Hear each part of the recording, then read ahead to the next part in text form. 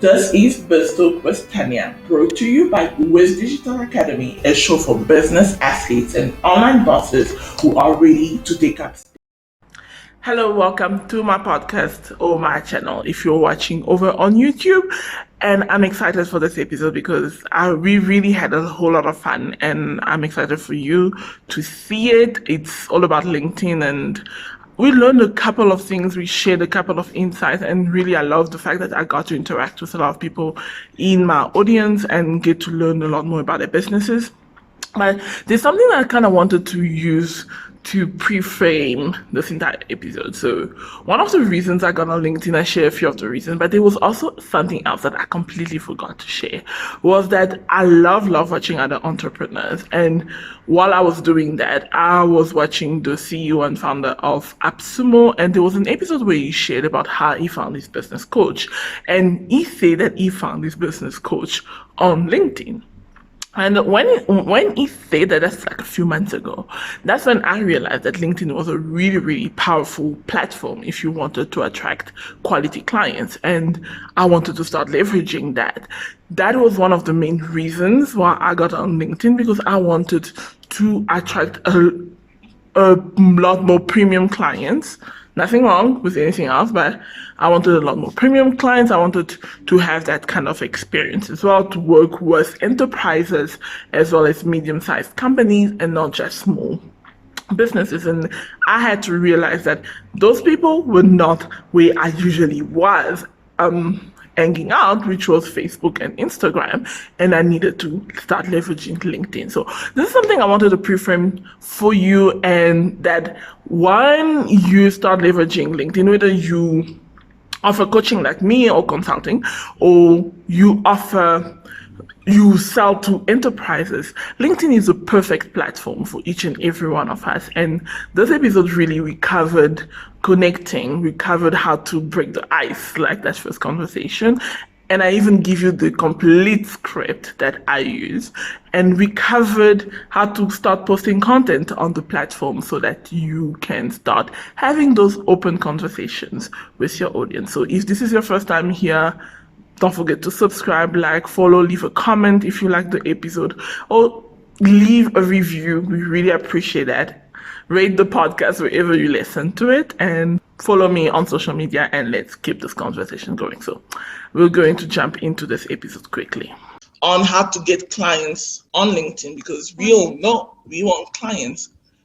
Who doesn't like clients? Who doesn't want clients?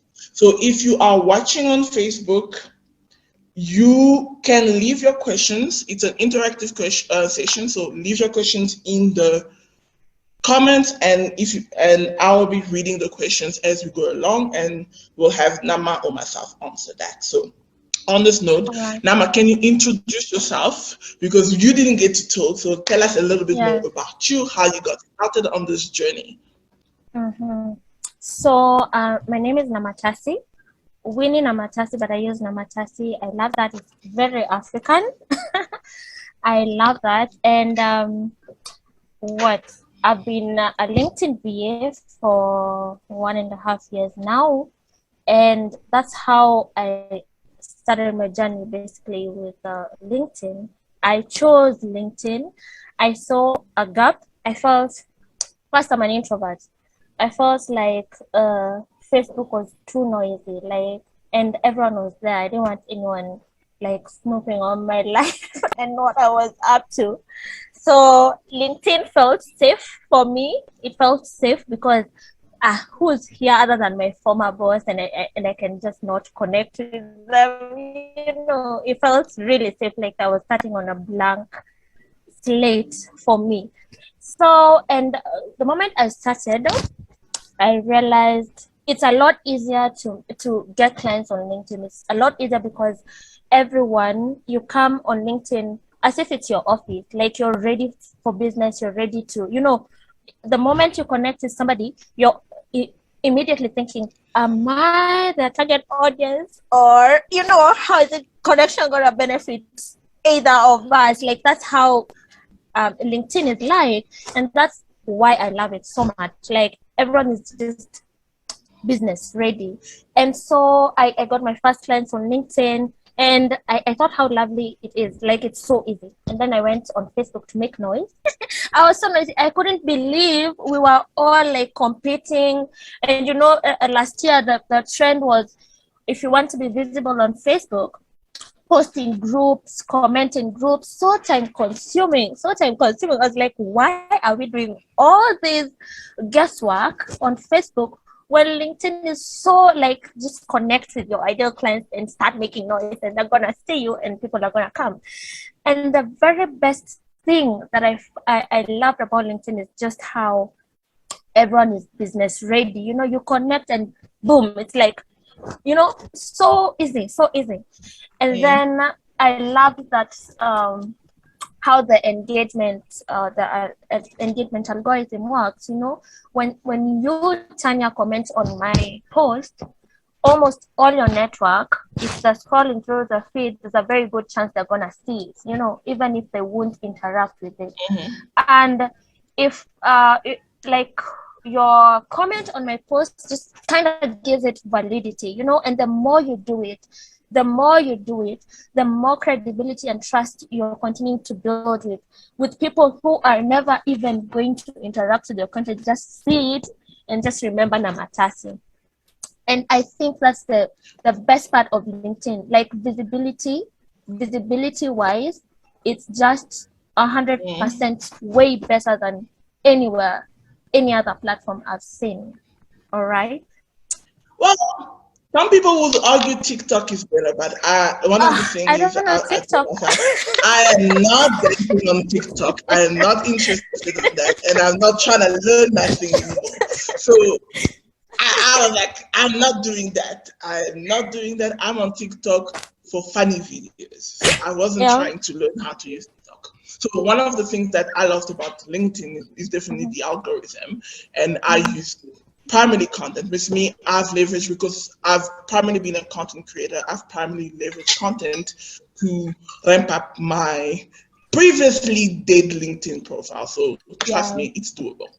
So as we are getting started on this, for anybody in the room, if you have a question, feel free to raise your hand and we will answer it right here. So as we're getting started, one of the things that when we started the room, that people that we had a chance to interact with had asked was that they don't really know where to start with LinkedIn.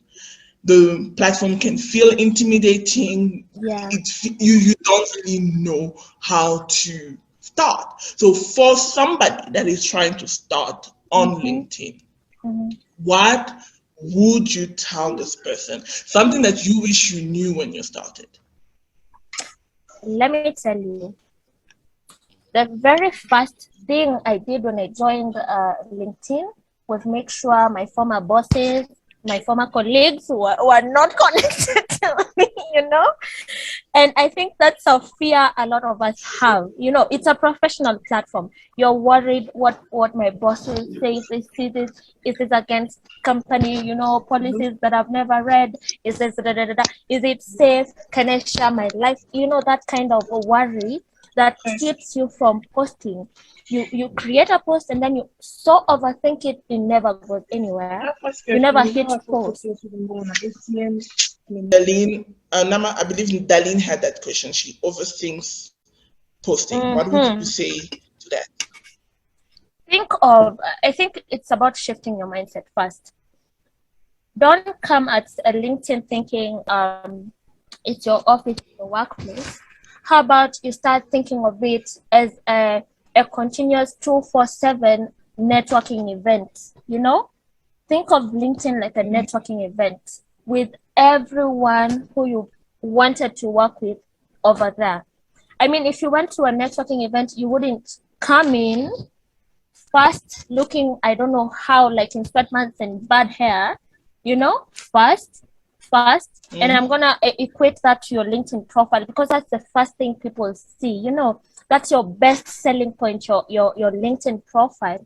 When you come into this room, into this networking event, you don't look at the first most empty corner for you to just stand on that corner and raise your head like this, like somebody passing which is what most of us do. Like we get onto the platform, we do like a 1, 2, 3 on the platform, so that it looks goodish, not so bad. And then you now start watching, never engaging. You're so removed. You're like on that corner looking at that person thinking, hey, that's possibly somebody I'd want to work with. But you never ever approach them. You never introduce yourself. You never exchange cards with anyone. And you could do that. You could choose to do that, be so afraid and wanting to stay in your corner and keep attending this event the whole year, every day for a whole year. And trust me, at the end of the year, and I know most of you are, conversant with events, networking events, so you might come here every day, every week, every month, and still never get anything out of here. No one will know your name. You yourself will see people and you'll never live with a contact, You'll never make business. You'll never get a referral for 1 whole year. What would you do in a networking event? Just think of it that way. What would you do if this was a networking event?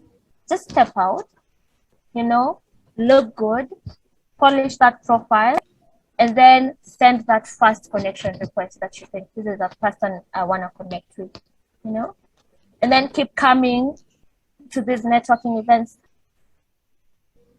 again and Definitely, again. I can agree. Yeah. I can agree with that. I definitely can agree with that because I've noticed that a lot of people, primarily, I think also it's because most of the time people view LinkedIn as a platform where we put on online CVs. So if you are a business owner, you need to have a different approach. It's basically what I like to equate LinkedIn as. It's your dating profile. It's your online dating profile for your perfect client. So if you were, and I know some of us here may be married and they've never used a dating profile. So for those of us that are off the market, for those that are off the market, let me give you a quick rundown on dating one-on-one online right now. It is swipe right, swipe left. If somebody doesn't like your profile, they swipe left. If they like your profile, they swipe right. That was dating 101. So what happens when somebody gets on your profile, they go, okay, this person is interesting. They read. If you have nothing to read, they don't know if you would be somebody that they would like to get to know. So what do? They swipe left. This is why most of the time your connection request or people that you're trying to get in touch with do not respond to you because your dating profile, aka your LinkedIn profile, is not attractive to them. You are not telling them how that benefits them. We are humans, and unfortunately, human beings, we are very selfish. That is proven. It is scientifically proven, and nobody's trying to argue with that. So when somebody is getting a connection request from you, they're looking at you and they're like, what's in it for me? So if your profile has not been updated accordingly, then they're like, oh, this person is of no use to me. So when we're talking about updating your profile, you know that section where they're speaking about you? It's not really about you. It is about what you do for the person landing on your profile. It is for that person that you are trying to date, that client that you are trying to date, because I love equating business to dating. So it's for that client that needs to land on your profile and be like, oh, I see Nama is a LinkedIn strategist. She helps people get clients. Oh, I'm looking for clients and how to leverage LinkedIn. Yes, commenting definitely helps. So that is something that you want to do. So that's something I think I wanted to kind of bring into attention. One of the first things before you do anything else on the platform, look at your profile. What does it say? Is it all about how you went to school? You have 500 degrees, 500 certificates, and Or everything. it To looks be like a honest, CV, because a lot of yeah. times summaries somebody copy pastes it from the CV, and it speaks kwanza in that language. Nama Tasi is a motivated, that CV language. No, like, Mm-hmm. do just write the way you would in a networking event. How would you introduce yourself to somebody? Would you stretch your hand and say Namata? No. It's say, my name is Namatasi. Like, speak like that, and then tell people about the transformation that you're giving them. The value that you're adding into their lives. We will be back shortly with your episode. Right now, let's hear a quick word from today's episode sponsor. Are you looking for a simple way to start making sales? Then you'll want to check out our coaching program, Easy Sales Blueprint. Finally, an easy way to sell your program or service. Discover the simple steps to creating a lucrative coaching or consulting business. The Easy Sales Blueprint gives you a step-by-step method to easily make more sales without spending all day on social media, cold outreach, and hitting the door to try a good old-fashioned door-to-door sales system. Apply today by heading to tiny.cc/get-more-sales to find out how we can help you achieve online sales success. And Tanya, I love when my clients come to me. I love starting with the brand positioning. You know why? Because a lot of times we're so focused on getting the clients. You jump your profile, you jump your content, you're 100 steps ahead. All right. So your lead generation keeps jumping here and there. You're thinking, should I target this person? And remember, on LinkedIn, you're working with the what's on their profile, what's on their titles, what's the job description, how long they worked in a certain place, which companies they're working at. So if you have that, you're jumping from one person, one criteria to the other. Lead generation, similar to your content, similar to your messaging, even on your profile. If your brand positioning is not panel bits and streamlined, that is gonna happen forever until you just start with the foundation. Get really clear on what first your what's it called? I know it in Kiswahili. In English. What makes you, why you, get that clear. Get that your clear. unique Why advantage. you? Yeah, your unique advantage. Thank you, Shamalin. I mix my Swahili so much. It's crazy. But that unique positioning for yourself. You want to stand out over your competition. And let me tell you, it gets to a point where you can actually do business with your competition because it's no competition anymore. What you're doing is totally different. And from your positioning, you're targeting a totally different clientele than your, direct competitor. Let me give you just an example of myself. Now, when I came onto LinkedIn, when I started making noise on Facebook, I immediately started talking about Africa and what I wanted my contribution towards Africa to be like. All right, this is something I'm very passionate about. And at some point, it actually overrode my work with LinkedIn directly.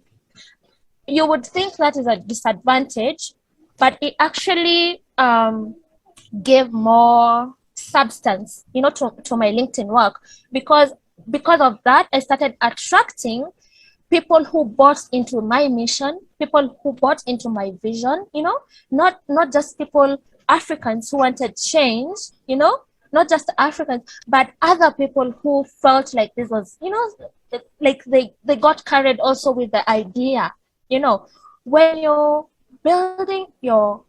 working on your positioning, there's that part where your personal brand comes in, and that's your story, and you get to pick which parts of your story position you. If I would have chosen also to position myself because I did IT in campus and I dropped out in my final year, if I'd chosen that as part of my story, how much do you want to bet I would have been attracting more techie clients and people in the tech space. You know, the point I'm trying to make is, as you're building your positioning, you have to really sit down and pick and really work on your story and what to leverage from yourself, from your whole life, from your work, from your skills, from everything about you. There's something that makes you stand out, and that's the point. You want to stand out. You want to stand out. You want people to take notice. You want people to take notice. You want to provide such a big target. When you show up, no one misses you, especially your ideal clients, and people who need your solution that bad. You want to provide that big target. So I tell people to go back to the basics, to the basics. Let's see who you are, what you're about, what you're bringing to the table, what your story is contributing, to this other person's life. Because you touched on an interesting point that I want to bring it back to, because when you talked about brand positioning, because one of the things is, a lot of people are like, well, how do I position my brand? How do I go about it? And this is very important, because even when I work with somebody like me works with you with content, your content is taken from your positioning, and your positioning is taken from your strategic narrative. So when you're getting either platforms, because when I got on LinkedIn, I leveraged the same principles and same strategies that I primarily used on Facebook and primarily used on Instagram that actually got me where I am. So it's essentially the same thing. So what we are talking about here is principles. So you need to identify what is your strategic narrative. And when I'm talking about the strategic narrative, is what you do, why you do it, what is the big change that you are bringing to the world, and why do people need to make those changes? Then that will allow you to have your strategic narrative that will then dictate your brand positioning. Your content.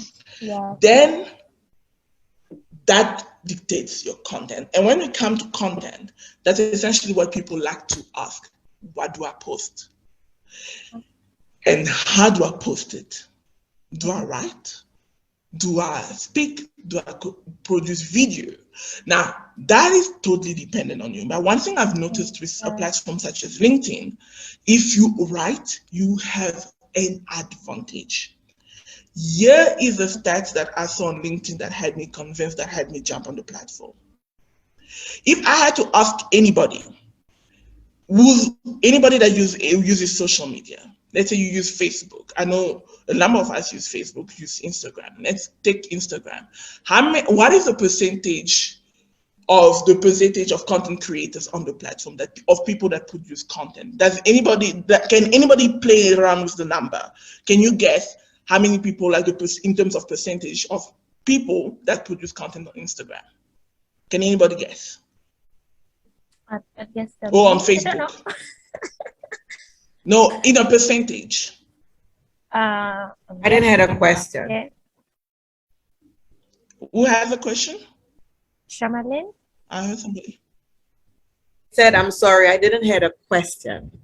The percentage of what? Content creators on Instagram, people that you produce content on Instagram or Facebook.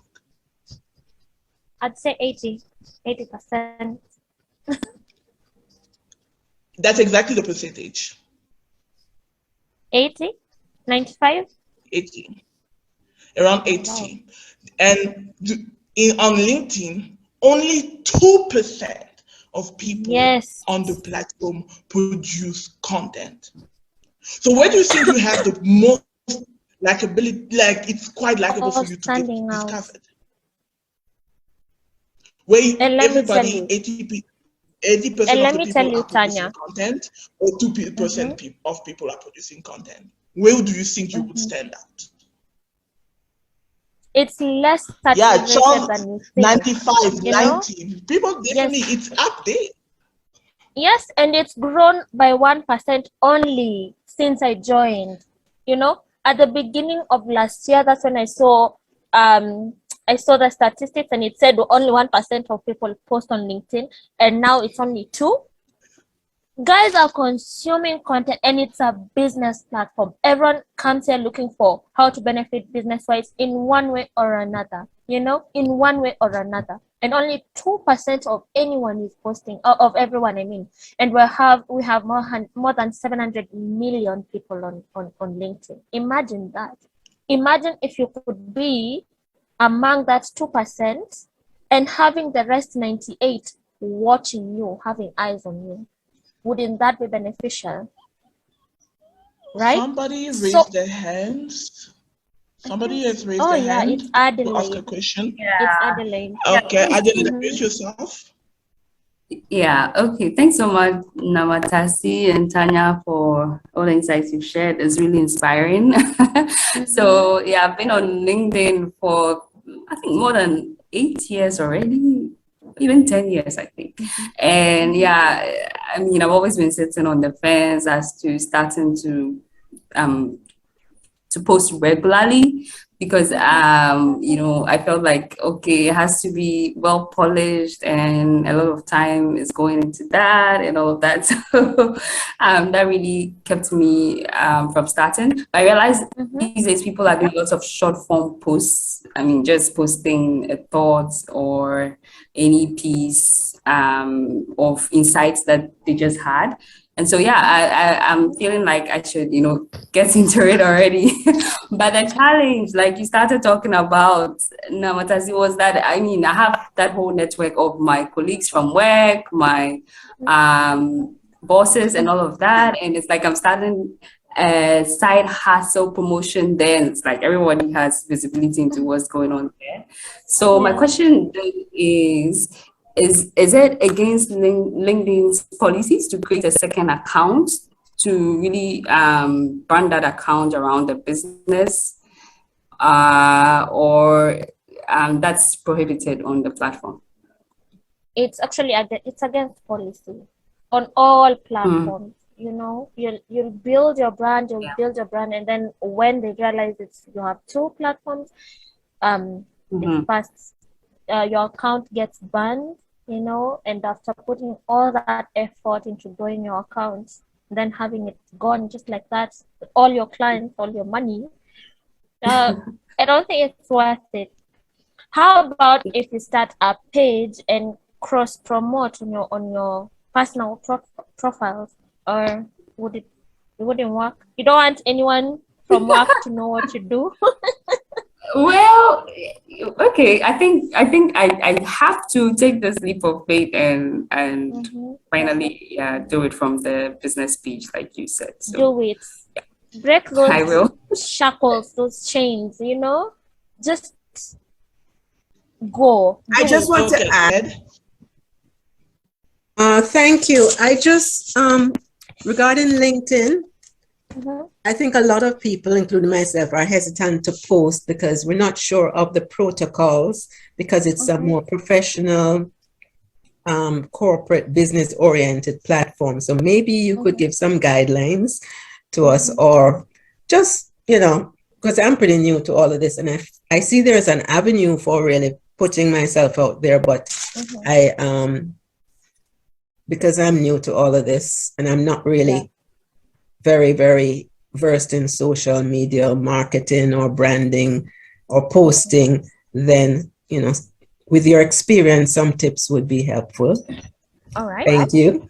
Okay, what guidance? You said you would like some guidance. Let me just get clarity on that. Okay, so is it on?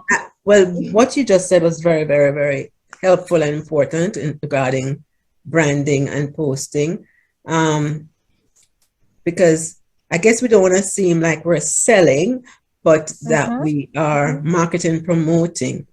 So maybe you could give a list of probably do's and don'ts kind of thing. Yeah. Okay. Thank you. So Yamikani? Do you want to take that? I want to give that to Tanya, because I saw your post about people thinking you can't sell while creating content. I will get back. That's how I'm gonna get there, because I'm all about selling this content. Yeah. I want you to Yeah, talk about that. Yes. So I just wanted to help anyone who's struggling with the mindset of should I start posting on LinkedIn in relation to what will my employer think? I was battling with exactly the same thing as recently as about 3-4 weeks ago. But in the end, a few things came to my mind. One, LinkedIn is a social media platform very much like what WhatsApp is. And a lot of us put our businesses on WhatsApp Business. Even though we're at work, we might be selling small things. But I think we somehow, and I went through this, where I felt that what I was now going to start selling on LinkedIn or promoting on LinkedIn was a bit high profile. But in the end, I simply stepped back and said, ultimately, it's a side hustle. That's point number one. Point number two, right now, while I'm not using my LinkedIn profile, it is literally doing nothing. It is not serving me because at the moment I'm not looking for a job. So it's literally an idle asset. So the way I thought about it was, at the end of the day, if my employer has to ask, what I will just make sure of is that when I put my posts, I try to put my posts after hours so that it doesn't appear as though I'm doing this during working hours. And then ultimately, when I am asked, I will simply state that, look, I'm using LinkedIn in as much the same way as I would use WhatsApp Business if I was selling eggs or shoes or whatever it might be. So this, I don't see it as an infringement. And one thing that helped me to also convince myself was, I heard somebody saying, what if you ran a marathon, if you're a marathon runner, and you did this as your hobby? Chances are you would probably want to put that on your LinkedIn profile. And probably this would be one of your passions that would probably feature quite prominently on social media and on your personal profile. So how different is it then if I put a side hustle on my LinkedIn profile and I promote my side hustle on my LinkedIn profile? So that's really the input that I wanted to just give everyone, and to just end off by encouraging anyone who's sitting on the fence, just jump in there, do it. Thanks. Okay. And just Dominique to add wanted on to say that, something. all right. Okay. Let me just add No, on go ahead, that. head on. There's a client of mine who started just posting this year. She's a personal running coach. She's worked in marketing here in Kenya. And she was so worried about that. But imagine the opposite happened. When she started getting visibility on LinkedIn, she got on local newspapers, she was on local television. What happened is now, because her business, the company she's working for is on her profile, people noticed the company as well. So people started coming to the company and saying, I saw this lady on LinkedIn, I saw her on newspaper, I saw her. So it's a benefit. It's a benefit for the visibility for you, for your own business, for your own goals. It's also visibility through you to the company you work for. You know, it's beneficial. Think of it that way. My baby is back, so forgive me if you're gonna noise. And, I get really excited and passionate about that topic, simply because I'm speaking, first of all, posting after hours, don't do that. I'm going to tell you, don't do that. You need to post at the time that your target audience is on. Technology has allowed us an opportunity to post at any time without us being present if we schedule. So that's the first thing. So do not shrink yourself, right? Thinking that you need to post after hours to satisfy the need of your corporate, the company you work for. So that's one. Two, what's working now. Times have changed. People want to do business with people and build relationships with people. 82% of persons that were a survey was done. 82% of those individuals who surveyed said that they prefer to do business with a company whose team members, whose leaders are on social media. What Nama Tasi said is exactly what you need to do as an employee or as a person in leadership. Why? By starting to build your personal brand online, LinkedIn or wherever, you are converting yourself into a profitable asset for yourself and the company that you work for or the business that you run. You are becoming an automatic lead generation, but lead magnet, but positioning, as Tanya said, is important. That's one. And two, you can incorporate elements in a very smart way of what you do into when posting on Facebook. It could be as simple as, speak to the corporate culture. You lead a team, my team, they're amazing. This is how we operate, and maybe link it with what you do. It's about positioning and how you put your content out there. But don't shrink yourself, because right now corporations need us to build trust with clients that they would not have access to, and we can use the companies to build our credibility. All right, thanks. All right, so let me just quickly get back to Marlene's question, so we move to because we are at the top of the hour. Okay. When it comes to what to post, and I know that a lot of people may be asking, what do I post? So let me give you an example of myself. I speak a lot on content, on either social media. I speak a lot on content because this is what I coach on. And I talk about why you should use content. So let's say if you sell insurance on Marlene, why do people need insurance? Why should I get it? Why should I even bother with it? I think my house is fine. Let's say you sell house insurance. I think my house is fine. But why do I need it? So these are the questions. You want to be answering the questions that people have, that your people will have. Like Charles, you want people to join your team. Why should they join your team? What's in it for them? Why should they do that? What is your business about? And one of the other things that you want to start doing is also incorporate elements of who you are. I recently shared a content on my grandfather.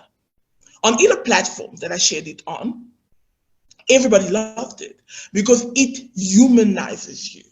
When you share a little bit more of you, because what I've noticed on LinkedIn, a lot of people want to keep it completely professional. Yes, you have to be professional. Yes, you have to share your business, your career, but you want to share who you are.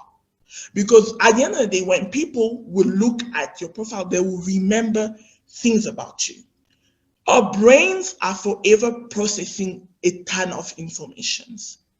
But in neuroscience, it was recently proven that the only time people do not process, their brains are not multitasking, is when a story is being told. Look at how our societies have evolved.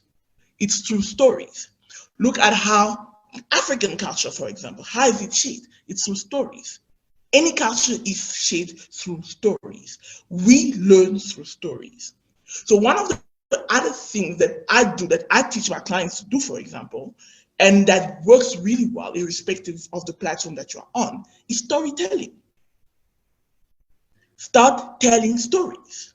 Start sharing stories about who you are and tie it back to your business. For example, let's say you made a decision that cost you a lot of money or something, and let's say maybe you're selling business insurance. I'm going with example, I'm taking it off my head here. You sell business insurance and you used to have a business and you didn't think that or maybe somebody, one client, you can even use your client stories. I do that all the time. That the person did not think that they needed business insurance. Then suddenly a disaster happened. Like in South Africa sometime last year, there was a whole disaster that happened with looting. So small businesses started looking at insurance, but a lot of them never knew that they needed insurance. They didn't even know that they could get insurance for their small business, or you could get insurance for your income. So if you know such things, then these are the things that you start incorporating into your content.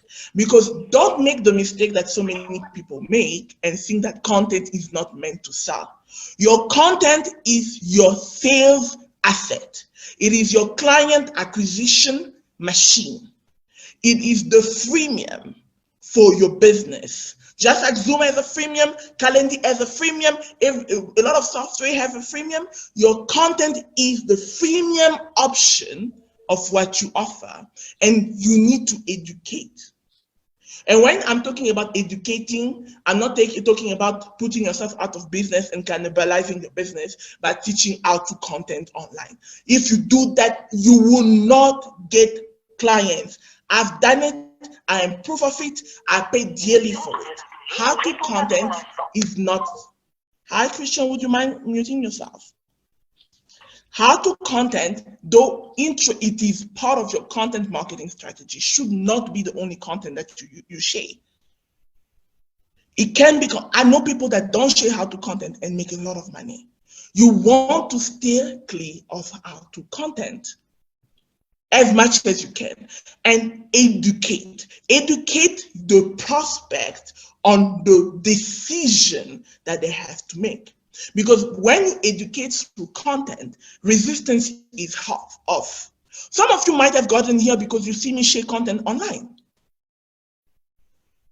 Maybe that's the reason you got on here. Maybe you've interacted with my content. You're like, oh, I kind of know this girl. That's what content is supposed to do for you.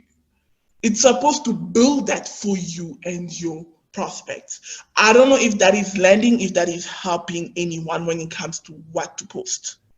Any question on that? Because we kind of on top of the hour. Yeah. Thank you, Tanya. Okay, That is Marlene? very important, and that has helped tremendously. I appreciate it. Thank you so much. My pleasure. Any other question so we can wrap up? Marlene had her hand up. No, she said that she's all right. I don't know, Darlene, you asked this question earlier. Did that help you? It did help quite a bit. Thank you so much. All right. So you want to post content, send connections, and the next thing after you send connection, the key piece that you are going to do, and I think because Nama is kind of pressed, so that's the last piece of the puzzle I'm going to give you.